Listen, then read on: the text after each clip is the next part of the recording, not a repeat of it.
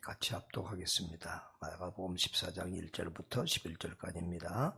이틀이 지나면 유월절과 무교절이라 대제사장들과 서기관들이 예수를 흉계로 잡아 죽일 방도를 구하며 이르되 밀란이 날까 하노니 명절에는 하지 말자 하더라. 예수께서 베다니 나병 환자 시몬의 집에서 식사하실 때에 한 여자가 매우 값진 향유 곧 순전한 나드 한 옥합을 가지고 와서 그 옥합을 깨뜨려 예수의 머리에 부으니 어떤 사람들이 화를 내어 서로 말하되 어찌하여 이 향유를 허비하는가.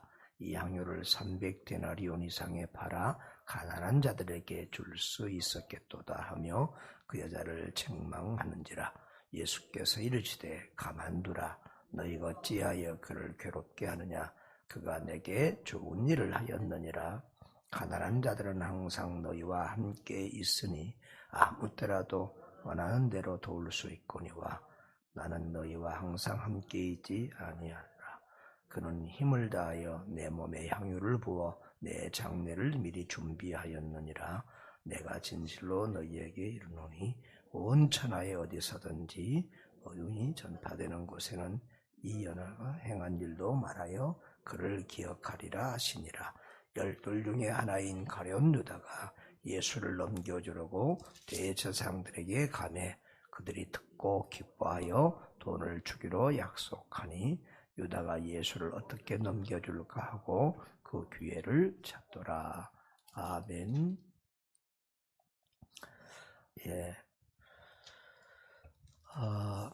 예수님의 이 고난주간 행적 중에서는 화요일 날에 가장 많은 일과 말씀 설교를 하십니다. 수요일 날에 하신 일이 가장 적은 것 같은데 매일 베다니에서 예루살렘을 들락거리면서 사역하셨는데 이 수요일 날에는 베다니에서 그대로 계시면서 또 이렇게 조용하게 또 죽음을 준비한 날이다 이렇게 볼 수가 있겠습니다. 수요일에 이렇게 있었던 일은 두 가지로 이렇게 기록이 되고 있는데요. 먼저는 향유를 부은 여인의 사건입니다. 한 여인이 향유 한 옥합을 깨뜨려서 예수님의 머리에 붓고 또 머리카락으로 또 발에 흐르는 그 향유를 닦는 그런 내용입니다. 마태복음 또 마가복음 요한복음에 이렇게 기록이 되었습니다. 누가복음 7장에도 비슷한 사건이 하나 있지만 그것은 다른 사건이죠. 바리새인의 집에 한 여인이 와서 그 여인은 아마 창기로 이렇게 되어 있는 것 같고요. 그 여인은 다른 사건으로 이렇게 기록이 된 것이고요. 마태복음 또 요한복음에 있는 사건은 동일한 사건이라고 볼 수 있겠습니다. 그리고 이제 또 한 가지는 가룟 유다가 예수님을 팔려고 이렇게 작당하고 준비한 날이 바로 이 수요일이었습니다. 지금 이 대제사장들과 서기관들은 어떻게 예수를 죽일까 하고 이렇게 그 흉계를 방도하면서 그렇게 노심초사하고 있을 때 마침 그 12 제자 중에 한 사람 가룟 유다가 와서 예수를 넘겨주겠다. 돈을 달라 그러니까 이들은 아주 굉장히 기뻐하며 돈을 주기로 약속하고 이제 아마 조용할 때 이 군중들이 보지 못할 때 요세포스에 의하면 그 당시에 이 6월절 절기가 되면 각 지방에서 또 온 세계 디아스포라에서 예루살렘에 100만 정도의 인구가 모였다고 합니다. 그런데 그들에게서 예수님의 인기가 너무 좋으니까 그들이 밀란이 날까 봐서 어찌하지 못하고 있는 상황인데 이제 한밤중에 예수님이 그렇게 기도하러 간다는 것을 이제 알고 이 가룟 유다가 아마 틈만 나면 조용할 때 이 스승을 넘겨줄 것을 그들하고 모의한 것 같습니다. 요즘에는 어떤 소설이나 이런 책들이 좀 가룟 유다를 미화해서 가룟 유다가 독립운동가인데 예수님이 이스라엘을 로마에서 독립시키는 일을 하려고 생각을 안 하니까 이렇게 자극해서 로마가 죽이려고 하면 예수가 일어나서 나라를 독립하는 이런 일을 하지 않을까 해서 예수님을 팔았다고 하는 그런 또 이상한 논리를 펴는 분들도 있는데 언제든지 우리는 성경을 볼 때고 판단할 때고 하나님의 관점에서 예수님의 관점에서 판단해야 할 것입니다. 성경은 절대 유다를 미화하지 않습니다. 도둑이라고 하지요. 오늘 본문에도 보면 그 향유 옥합을 깨뜨려서 300데나리온의 것을 이렇게 허비했다고 제자들도 그랬지만 그 중에서도 대표적으로 가룟 유다가 그것 때문에 화를 내며 분개했던 것. 그런데 요한복음이나 다른 곳에는 그는 도적이라고 했습니다. 계속해서 이 회계 업무를 하면서 돈을 빼먹었던 것 같아요. 그래서 아마 이 돈으로 이렇게 큰 이런 헌금이나 돈이 들어오면 어떻게 메꿔보려고 하지 않았을까 싶습니다. 그런데 하여튼 이런 돈에 대한 욕심이 있었고 그래서 그는 예수님을 팔아먹는 데까지 이르게 됩니다. 예수님은 그를 향해서 한 사람은 나를 제자들에게서 한 사람은 마귀의 종이다 그렇게 얘기했습니다. 다시 말하면 가룟 유다는 마귀에게 사로잡힌 사람이었고 예수님은 심지어는 그가 태어나지 않았으면 좋았을 뻔했다 이렇게 말하기까지도 했습니다. 가룟 유다는 나라와 민족을 위해서 그렇게 한 것도 아니고 자기의 탐욕으로 스승을 팔았던 악한 사람이었습니다. 그러나 나중에 그가 뉘우치기는 했지만 그것은 하나님 앞에서 회개하고는 다른 것이었습니다. 베드로의 회개하고는 다른 모습이었죠. 그래서 그는 결국 목매달아서 자살해서 창자가 터져나와서 죽는 비참한 사람이 되었습니다. 사실 가룟 유다는 이 지상에서 가장 존귀한 그런 예수님의 12제자 속에 들어가던 사람이었습니다. 그런데 이는 참 천국에서 지옥으로 떨어진 것 같은 자기가 받은 그 축복과 그 직분을 잃어버리고 저주받는 사람이 되었습니다. 그런데 이 가룟 유다의 사건과는 반대의 하나의 사건이 또 기록이 되고 있죠. 이 가룟 유다는 참 천국 갈 사람이 지옥으로 떨어졌다고 그러면 이 향유를 부은 여인은 참 그 배단에는 나병 환자, 문둥병자들의 마을입니다.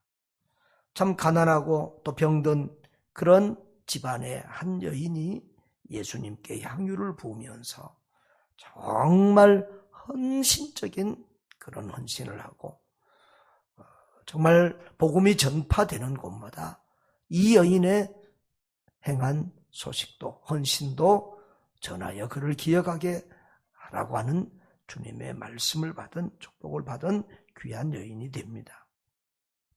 자, 오늘 본문에 보면 배단이 나병 환자 시몬의 집에서 식사하셨다 그렇게 되어 있습니다. 요한복음에는 이 한 여자가 마리아로 이렇게 기록이 되고 있습니다.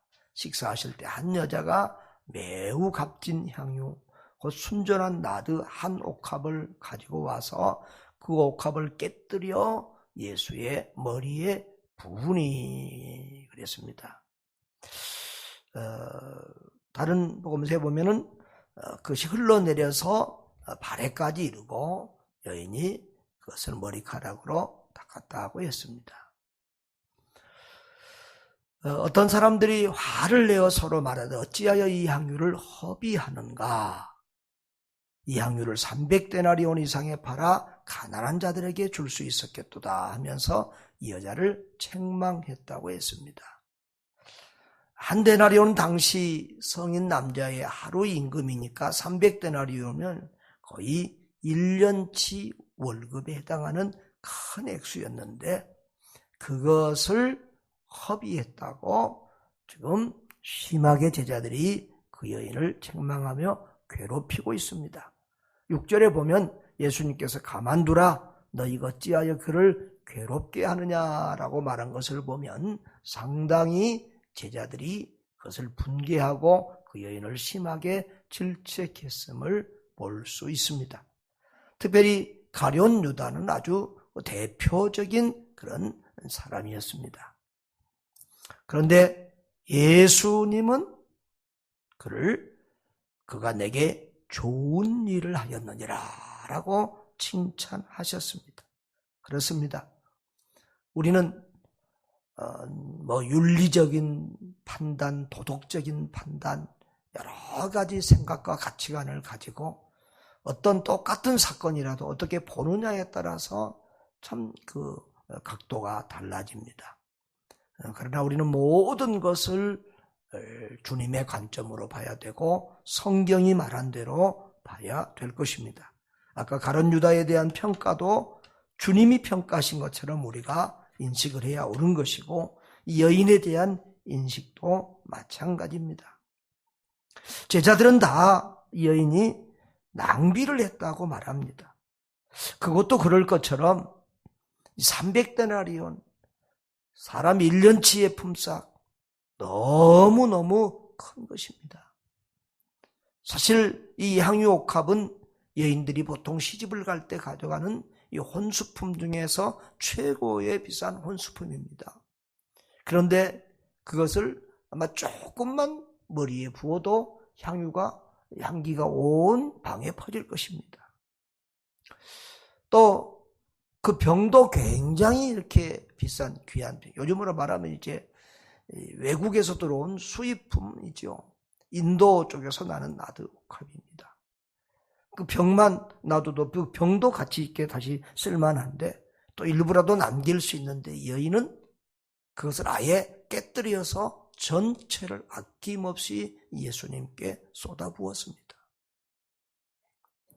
다시 말하면 그렇게 이 옥합을 깨뜨려서 사용하는 경우는 정말 일생의 가장 큰 일에 아낌없이 내 삶, 내 전체를 헌신한다고 하는 표로서 그렇게 헌신한다고 합니다.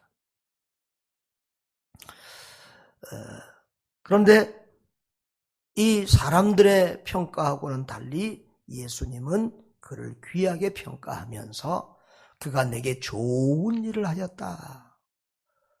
다른 말로 하면 아름다운 일을 하였다. 그렇게 해석할 수 있습니다. 가난한 자들은 항상 너희와 함께 있으니 예수님은 가난한 사람들을 무시하거나 멸시하지 않았습니다. 항상 가난한 자들을 생각하고 불쌍한 자들을 고쳐주고 도와주는 그런 주님이셨습니다. 그러나 우리 주님은 이날의 헌신을 귀하게 기억하면서 내게 좋은 일을 하였다. 가난한 자들은 너희가 항상 있어서 다른 때도 도울 수 있지만 나는 너희와 항상 있지 아니하리라. 그는 힘을 다하여 내 몸에 향유를 부어서 내 장례를 준비하였다라고 칭찬을 하셨습니다. 내가 진실로 너희에게 이르노니 온 천하에 어디에서든지 복음이 전파되는 곳에는 이 여자가 행한 일도 말하여 그를 기억하리라. 이렇게 참 극칭찬을 하시면서 기뻐하셨습니다. 그렇습니다. 우리는 이 물질을 버는 것도 중요하지만 성경은 돈을 어떻게 벌어라 보다도 어떻게 쓰라고 하는 말이 훨씬 더 많이 기록이 되어 있습니다. 우리는 하나님 사랑과 이웃 사랑이라고 하는 두 가지의 큰 계명을 붙들고 늘 살아야 합니다. 사실 하나님 사랑과 이웃 사랑은 하나로 연결되어 있습니다. 하나님을 사랑하는 사람은 반드시 사람을 사랑하게 됩니다. 또 사람을 사랑하는, 하나님이 창조한 사람을 사랑하는 그것이 하나님을 향한 사랑이기도 합니다. 그런데 이 신본주의가 강해질수록 하나님 사랑 편에 너무 치우치고 사람에 대한 사랑을 잊어가기도 합니다. 또 반대로 인본주의적인 사랑이 강할수록 사람에 대한 사랑은 강화되는데 하나님을 위해서 또 교회와 선교를 위해서 드리는 이런 것들은 또 약화되는 그런 상황을 역사 속에서 우리는 자주 볼 수가 있습니다. 요즘도 우리 보면 교회에 드리는 헌금은 이렇게 아까워하고 안 드리는 분들도 있는데 NGO나 이 구제단체로 불쌍한 사람들을 돕는 것은 오히려 더 잘하는 그런 분들도 있습니다. 특별히 요즘은 이제 TV나 이런 데서도 어려운 사람들 돕는 얘기가 나오고 그런 상황이 나오면 저도 그런 것을 볼 때는 참 마음이 동하고 또 흔들리고 움직이고 또 개인적으로 하기도 합니다. 그런데 보면 교회의 헌금도 잘 하면서 그렇게 하면 다 좋은 것이죠. 그런데 교회의 헌금은 하나도 안 하면서 또 그런 구제비는 하는 분들도 있습니다. 심지어는 보면 우리 선교사 자녀들 중에서도 교회 헌금은 안 하면서도 또 NGO나 이런 것은 꼭 돕는 그런 친구들도 있습니다. 저희는 꼭 육체적인 불쌍함을, 긍휼을 돕는 것도 중요하지만 사실은 하나님의 눈에서 보면 영적인 불쌍한 사람이 더 불쌍한 것입니다. 육체적 배고프나 병든 사람은 그래도 예수 믿으면 천국 가는데 영적인 거지는 영적으로 예수 그리스도를 믿지 않는 사람은 영원한 지옥에 가는 것입니다. 우리는 늘 하나님의 관점으로, 주님의 관점으로 사람을 보아야 될 것입니다. 그러나 하나님께도 하고 사람에게도 해야 됩니다. 우리가 고르반이라는 말을 지난번에 들어보셨죠? 악한 사람들이 하나님께 드리기 싫으면은 고르반, 내가 하나님께 드릴 것을 부모에게 드릴 것을 하나님께 드려서 부모에게 드릴 게 없습니다라고 말하는 사람들이 있습니다. 어떤 사람들은 내가 구제하기 때문에 하나님께 드릴 게 없습니다. 이렇게 말할 수 있습니다. 그래서도 안 되는 것이고 또 내가 하나님께 드리기 때문에 저는 구제를 안 합니다. 이렇게도 안 될 것이다. 물론 교회를 통해서 선교하고 구제하는 것이 가장 좋습니다. 경건한 헌신을 가난한 사람을 위한 자선을 들먹거리면서 이렇게 회피하고 핑계하는 그런 우리가 되어서는 안 될 것입니다. 또 어떤 사람들은 하나님께 드려야 될 11조나 이런 것으로 자기 마음대로 구제비나 이런 것으로 쓰기도 합니다. 그것도 옳지 않습니다. 하나님의 것은 하나님께 드리고 또 교회가 재정의 여유가 있는 대로 최대한 또 선교와 구제비로 이렇게 드릴 수 있도록 힘써 행해야 할 것입니다.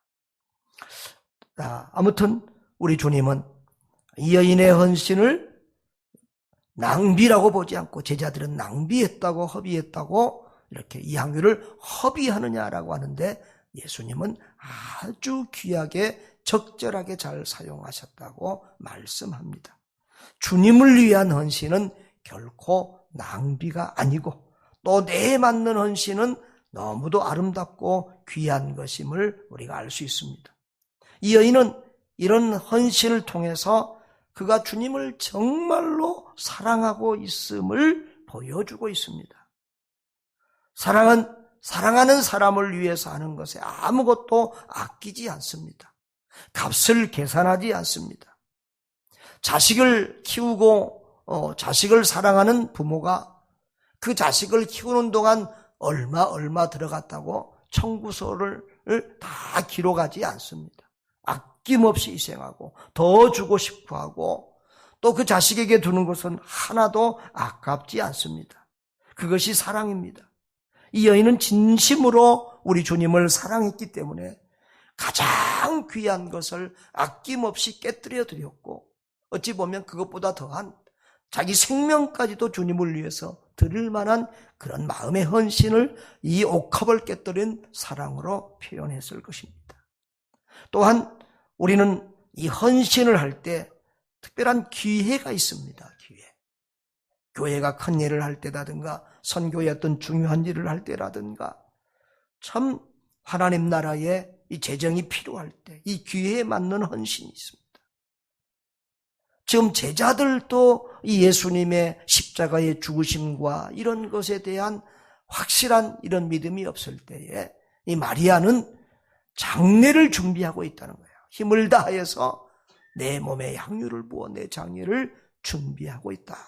그렇게 주님이 말씀하고 있습니다. 일반적으로 남자들보다도 여자들은 직감이 더 있다고 그러죠. 여자의 직감으로 알았던 것인지 잘 모르겠지만 그러나 직감보다는 성령께서 이 마리아에게 그런 깨달음과 믿음을 주셨을 것입니다. 또 그것은 그러나 우연히 되어진 것이 아니고 늘 예수님이 이 집에 오실 때는 언니 마르다는 이렇게 부지런히 손님들을 섬기고 하느라고 바빴지만 이 마리아는 늘 예수님의 발치 앞에 앉아서 말씀을 아주 아멘 아멘으로 참 스펀지가 물 빨아들이듯이 말씀에 집중하고 그 말씀을 받았습니다. 남들보다 더 집중력 있게 그 예수님의 말씀을 받아먹던 그 마리아는 직감적으로 이제 예수님이 이 절기에 이 유월절에 어린 양으로 이제 당신의 목숨을 십자가에 내어놓을 것을 직감하고 있었기 때문에 여인은 그런 헌신을 할 수 있었던 것입니다. 그렇습니다. 목회를 해보면 예배 잘 드리는 사람들이 기도하는 사람들이 또 적시적소에 그렇게 하나님께 헌신하면서 하나님 나라 운동을 해가는 것을 볼 수 있습니다. 그래서 이렇게 목회를 해보면 예배를 가볍게 여기는 사람은 그가 어떤 직분을 가지고 있든지 그의 미래는 좀 어둡게 보이고 조금 걱정스러운 생각이 목회자에게 나도 모르게 듭니다. 그런데 예배를 잘 드리고 말씀을 잘 받는 분들은 이렇게 지금 좀 부족해도 목사 마음에 저분 일꾼이 될 것이나 하는 기대감이 있습니다. 예수님은 말씀을 잘 받는 마리아를 책망하신 적이 없습니다. 오히려 마르다보다도 마리아를 칭찬했던 것을 볼 수 있습니다. 물론 교회 안에서는 모든 헌신자들이 다 필요하고 다 중요하고 다 귀합니다. 그러나 예배드리는 자세, 말씀을 받는 자세가 정말 예수님께 집중하고 아름다울 때 하나님이 그를 또 이렇게 적절한 때에 가장 최고의 시간에 헌신할 수 있는 복을 주시는 것을 볼 수 있습니다. 그리고 여인은 온전히 온 힘을 다해서 헌신했음을 봅니다. 옥합 전체를 깨뜨렸다는 것이죠. 조금만 부어도 되는데 반만 사용해도 될 텐데 병이라도 다시 쓰면 될 텐데 여인은 그것을 다 깨뜨려서 100% 주님을 위해서 다 이렇게 드렸습니다. 정말 자신의 모든 것을 주님을 위해서 드리고 싶은 그 마음의 중심을 주님께 보여드린 것입니다. 십자가의 길을 가는 주님, 제자들도 주님의 마음을 알지 못하고 뒤에서 누가 크냐, 누가 높은 자리 차지할 것이냐 헛된 망상에 사로잡혀 있는 그 제자들, 3년 동안이나 동고동락했지만 주님의 그 마음을 모르는 그런 제자들과 그 십자가의 길을 올라가고 있는 주님의 마음이 얼마나 힘드시겠습니까? 그때 우리 주님께 위로가 되고 힘이 되고 우리 주님께 기쁨을 드린 이 한 여인의 헌신. 주님은 고마워하고 칭찬하고 자랑하고 싶어 하셨습니다. 그래서 복음이 전파되는 것보다 이 여인의 헌신도 증거되게 하라고 말씀하고 있습니다. 목사가 목회를 해보면 그러더라고요. 우리 성도들이 잘하는 일을 우리 교회에서는 칭찬하기가 어렵습니다. 참 조심스럽습니다. 그러나 다른 교회 가거나 부흥회를 가면 이렇게 참 교회에서 헌신하는 분들을 또 칭찬하고 자랑하고 증거하곤 합니다. 정말 우리도 이 아침에 나는 주님이 자랑할 만한 성도인가? 우리 주님이 복음이 증거되는 것마다 이 사람의 이름도 이 사람의 헌신도 증거될 수 있게 하라. 증거하고 싶다. 자랑하고 싶다. 이렇게 말할 만한 그런 헌신이 있는가? 일생에 단 한 번이라도, 내 인생에 단 한 번이라도 이렇게 주님을 감동시킨 적이 있는가? 옥합을 깨뜨린 적이 있는가? 우리 자신들을 살펴볼 수 있기를 바랍니다. 아브라함은 독자 이삭을 드린 그런 감동, 옥합을 깨뜨린 감동이죠. 그 감동으로 하나님의 마음을 감동시켰고, 다윗은 하나님의 성전을 짓겠다고 하는 그런 헌신으로 하나님의 마음을 감동시켰습니다. 하나님이 위대하게 귀하게 쓰는 사람들은 한 번씩 이렇게 옥합을 깨뜨리면서 하나님의 마음을 감동시키는 헌신을 했으면 연습을 볼 수 있습니다. 저와 여러분도 정말 주님이 칭찬하고 싶고 자랑하고 싶고 이렇게 증거하고 싶은 그런 하나님의 사람들 될 수 있기를 바랍니다. 주님이 당신의 옥합을 깨뜨려 당신의 생명을 주셔서 우리를 구원하신 것처럼 우리도 내 인생, 내 삶 전체를 들여서 내 모든 것을 들여서 우리 주님을 기쁘시게 하고 싶은 그런 열망, 그런 간절한 소원, 기도가 있기를 주님의 이름으로 축복합니다. 존귀하신 아버지 하나님, 주님은 우리를 아낌없이 사랑하셨는데 우리는 주님을 섬길 때 늘 계산적입니다. 아깝습니다. 주님이 우리를 불쌍히 여기시고 우리에게 믿음과 은혜를 더하여 주시기를 기도합니다. 하나님을 사랑하고 이웃을 사랑하며 정말 하나님 보시기 아름다운 하나님의 사람들로 살아가게 하여 주시옵소서.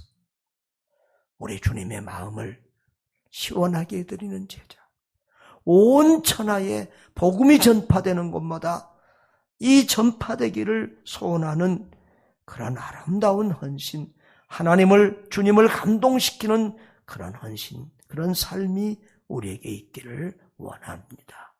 주님, 우리를 도와주시옵소서. 우리의 믿음 없음을 불쌍히 여겨 주시고 주님을 향한 우리의 사랑이 부족한 것을 주님이여 용서해 주시고 불쌍히 여겨 주시옵소서. 가룟 유다의 길이 아니라 아름다운 헌신을 한 이 여인 마리아의 길을 우리가 따라갈 수 있는 참 신앙의 사람들 되게 해 주옵소서.